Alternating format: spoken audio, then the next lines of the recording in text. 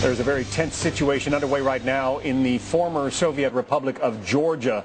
The Georgian Foreign Ministry now says Russian aircraft have bombed Georgian military bases. U.S. response has been coming quickly over the past hour. President Bush keeping in contact with Russian Prime Minister Vladimir Putin. Both presidential candidates have weighed in this country, asking Russia to end the conflict. And the U.S. State Department is now planning to send an envoy to the region to talk with both sides. It's urging an immediate ceasefire. Georgia launched a massive offensive overnight amid tensions over the disputed breakaway region of South Ossetia.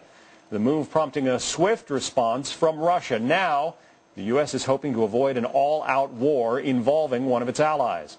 Caroline Shively is live for us right now at the White House. What is at stake here for the U.S., Caroline?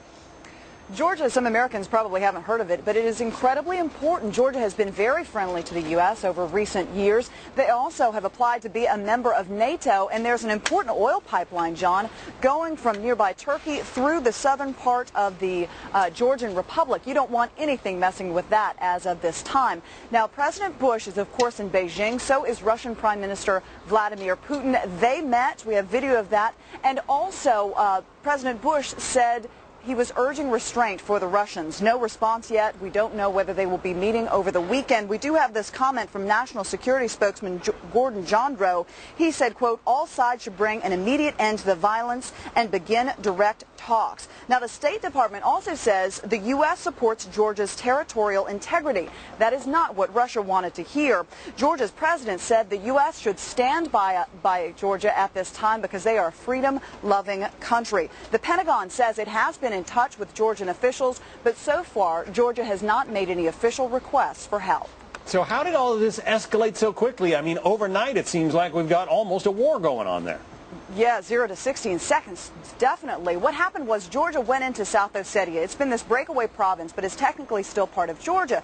They went in there with their troops to try and take more control. Russia didn't like that. They responded hard. They sent in a convoy of tanks. They sent in combat planes. They sent in armored vehicles and troops.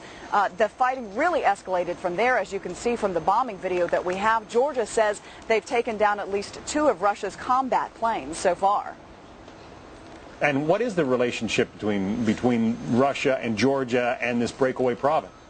Well, this province was fighting for its freedom from Georgia up until 1992. That's when they declared a ceasefire, but they still felt like they were a separate entity. In fact, back in 2006, John, South Ossetia said, we are free. We are a separate entity from Georgia.